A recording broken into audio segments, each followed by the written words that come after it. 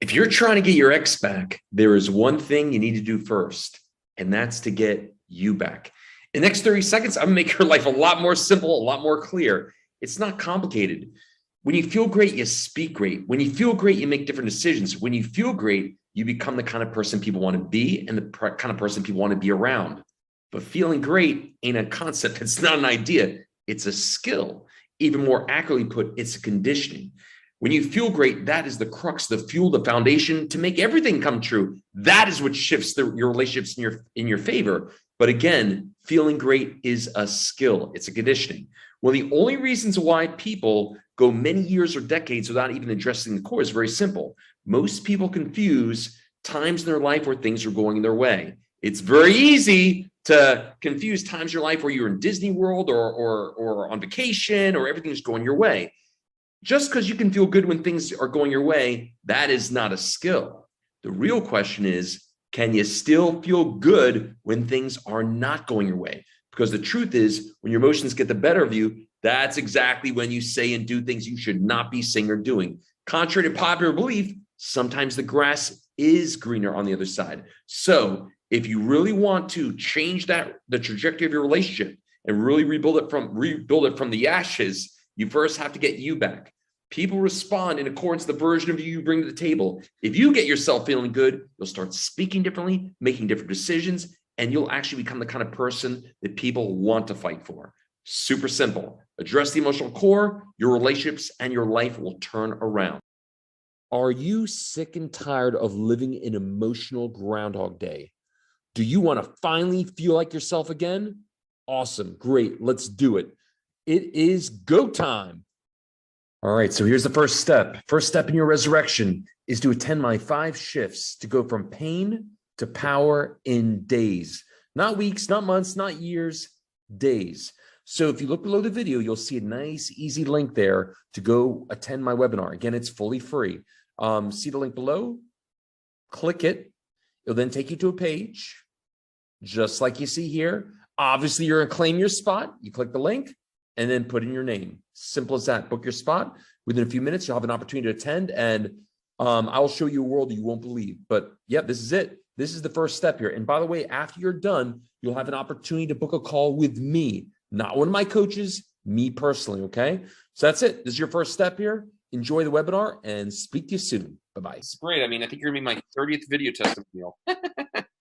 Fantastic. Yeah, it's awesome. Like, it's great. I love what I do, and this is just a nice little reward. So super happy you're here, and really excited, for you to take the time to share your experience.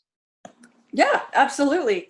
All right, let me make it so we're side by side here. I will tell you that when I found you, I was actually seeing a counselor at the time, and I gave up the counselor because I wasn't getting anywhere. I'd been to a counselor many times throughout my lifetime, through marriage counseling, which ended up in divorce anyway. Right. So I ended up giving up the counselor and just working on what you were teaching me. And I got farther with that than I ever did with any counselor, for sure. That's a great start. That's a great start, Chris. So perfect. Yeah, and I tell people sometimes when they start, I can't tell people not to go to a counselor or therapist. That's not, I have to be very clear about what I do, and I'm not a licensed quote therapist or counselor, and I have to be very clear that I can't say to do or not do that. But if they bring it up themselves, I'll say, listen, you can always go back.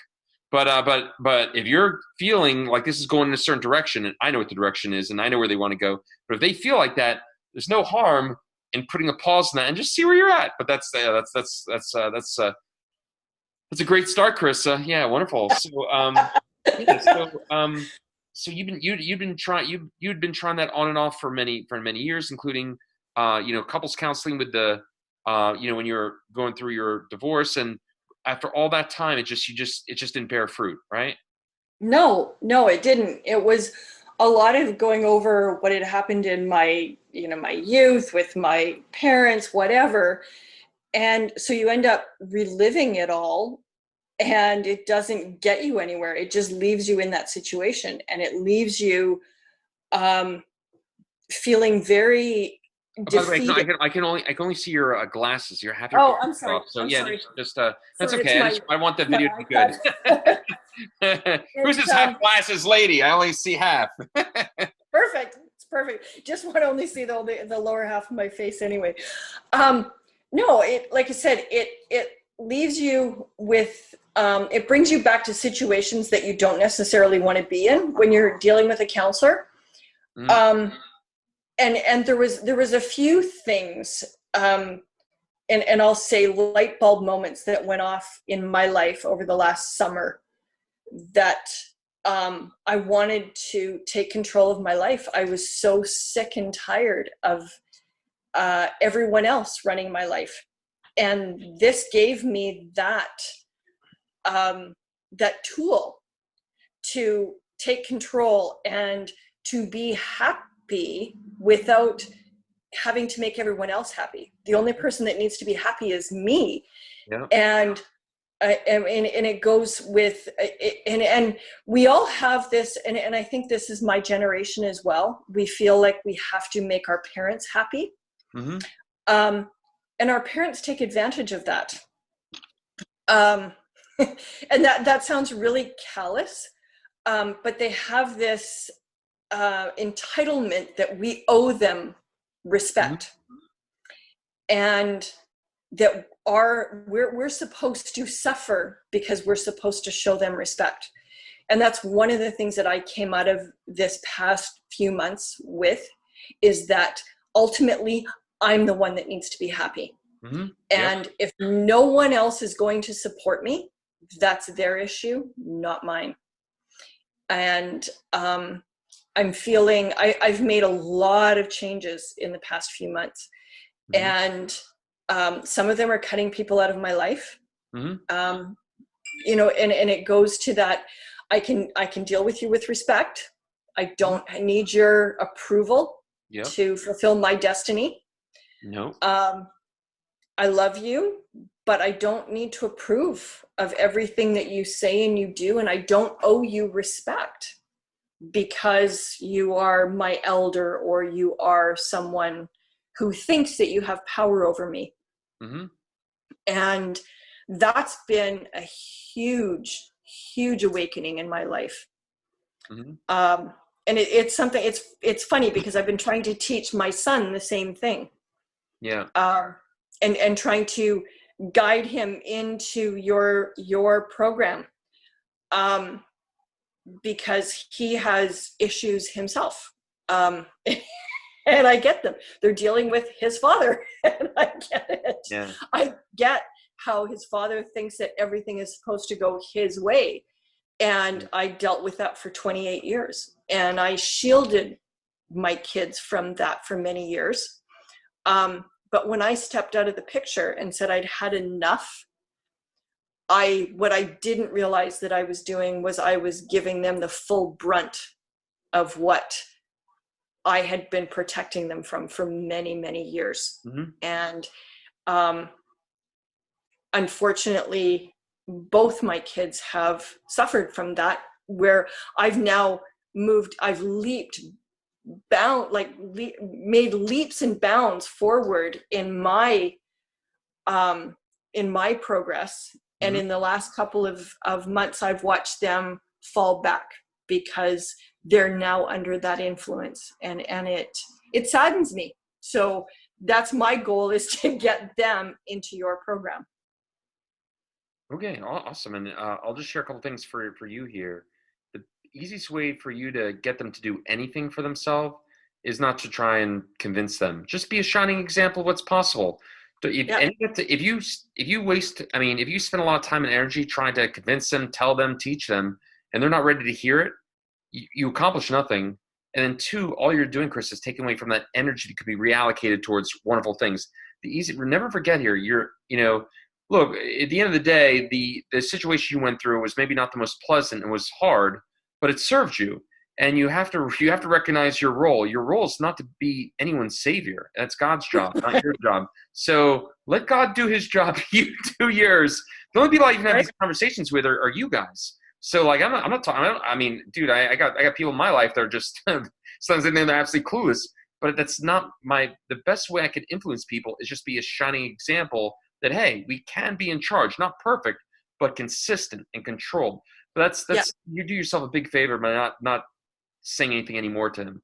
Like just be that let them come to you one day and say, wow, Mama, how did you do it? You just seem like so great these days.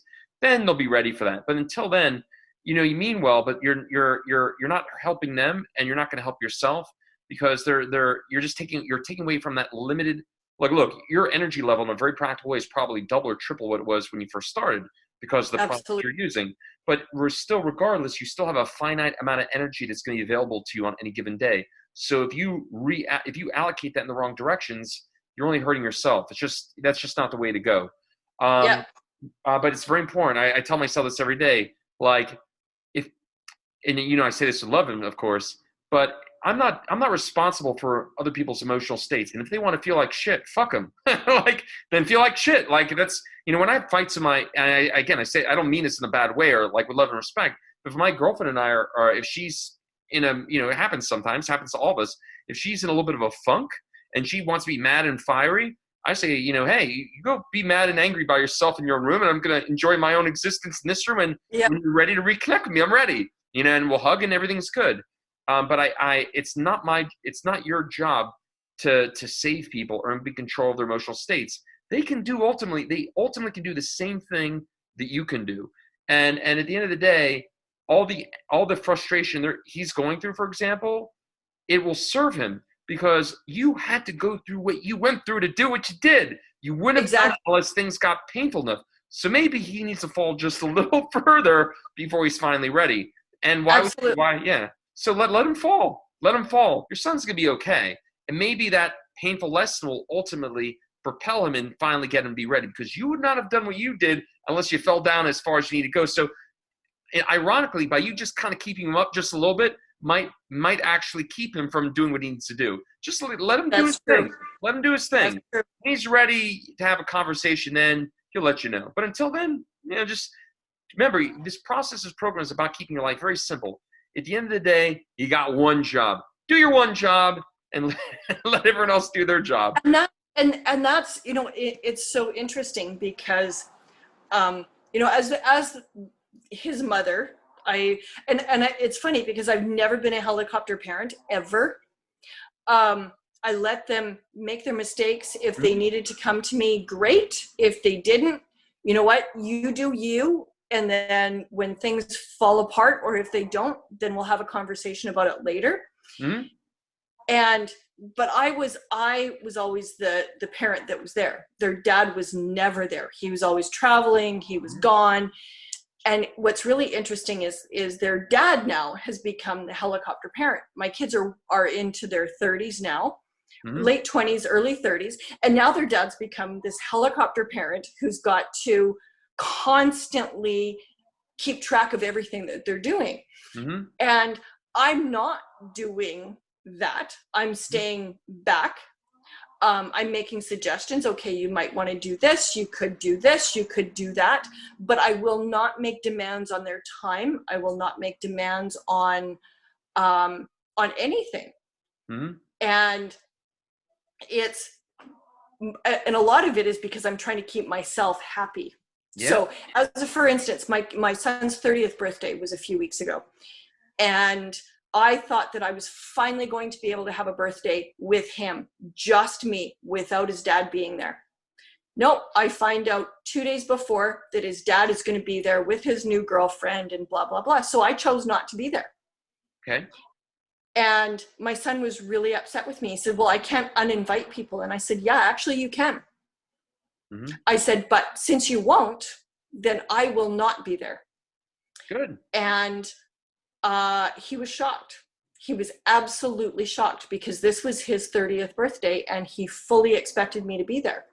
I'm like, no, that's not going to make me happy. So no, not going to be there. Good for you. And I held my ground. I held my Good. ground for probably the first time in my life. I held my ground. And I shocked a few people. I really did. And it was funny because my best friend knew that it was his birthday. And so she organized a barbecue for me and a bunch of our friends. And it was like, okay, we'll celebrate his birthday without celebrating his birthday. Good. And it was just, it was, you know what, I've got really great people in my life that support what I'm doing, that see changes in me, positive changes. And I've had people comment on how far I've come just since the end of June, and how far I'm, you know, they see the changes and how different I am. And for me, that's amazing. Wonderful. You know, the good news for you is that cycle will never stop. Were you on the? I did a graduate call yesterday. Were you on it by any chance? I forget. No, I was supposed to be, and I contacted you because my phone number had changed. Okay. And then I ended up having to run to my shop and do something, so I ended up completely missing it. Okay, gotcha. Well, I'll tell you the synopsis of it, and this is very important for you to hear. You know, never forget, you did the hardest part with me. For like 6 weeks, we literally, you know, resurrected ourselves from the ashes like the fucking great phoenix. You did the hardest part, and that's the same for everybody. Everybody, the way it's almost classic. People start in a pretty low place relative to where they were. First week or so, usually for most people, first week or so is pretty decent. They're starting to move as long as they have a good attitude. And then usually they're doing really well. And then week 2, kind of a crash. Oh my God, what's happening? I'm not having dropped to my knees, tears of joy, gratitude. Like it's getting, and I have to remind them, you lived a certain way for fucking 50 years. You think that's going to be completely gone in half? It's ridiculous. And they're like, oh yeah, you're right. And I remind them, dude, this is a real workout. This is no different than if I had never worked out my physical muscles and I start training a certain way. I'm not going to become the next Andre Agassi or the next Arnold Schwartz. I mean, I'm going to progress, sure, but it's going to be higher highs and higher lows. And then what always happens is then they get past it and like, wow, Lance, you're right. I just had to do exactly what you told me to do, which is the practice, you know, the other tools, and follow it, even if it's fucking hard, do it all day long. And then they go at these next levels. And usually there's maybe one more blip, maybe somewhere around, and it's not a blip, it's just a challenge, like maybe towards the end of week 4. And it's like, oh my God, it's getting tough again. And then if they push past it, they reach another high. And so they're already seeing the life cycle. It's going to, from now on, be higher highs and higher lows. It never ends. And it's like almost they forget the challenges. I was never here to stop challenges, Carissa. Challenges are going to happen. People are going to piss you off. You're going to have certain conversations, strong conversations sometimes with your son or whoever, right? Your business partner. That's not going to end.